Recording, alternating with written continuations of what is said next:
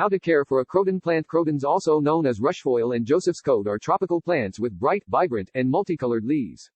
They can be grown outdoors in warm and humid climates, but otherwise, it's best to grow them as houseplants or seasonal additions to your landscape. Crotons can be difficult to grow because they have very specific requirements when it comes to light, water, temperature, and humidity, and because they don't like to be moved. The trick with growing these plants is to find an ideal location where the plant will thrive, and to avoid moving it. Choosing the right location. Select a pot with good drainage. Crotons like lots of water, but they don't do well in soggy or wet soil.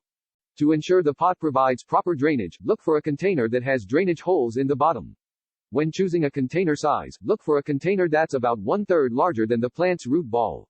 If you live in hardiness zones 10 and 11, such as southern Florida, you can skip the container if you want to plant the croton directly into the garden. To find your hardiness zone, you can look up a hardiness zone finder online.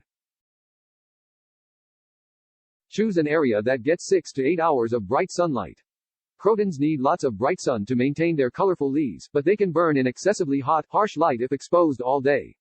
The ideal location is an east or west-facing window that gets 6 to 8 hours of direct sun every day.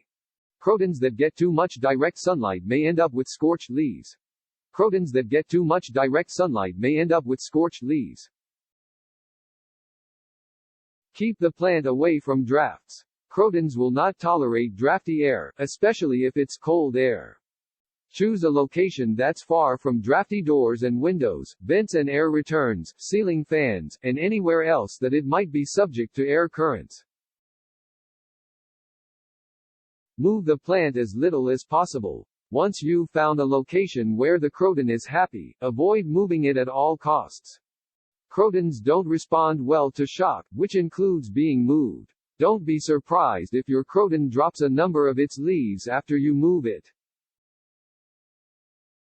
Transplant the croton to an outdoor location in spring. Crotons can be planted outdoors in hardiness zones 10 and 11, which includes places like southern Florida. To plant outside, choose a location with lots of indirect sun, such as under a tree that provides partial shade.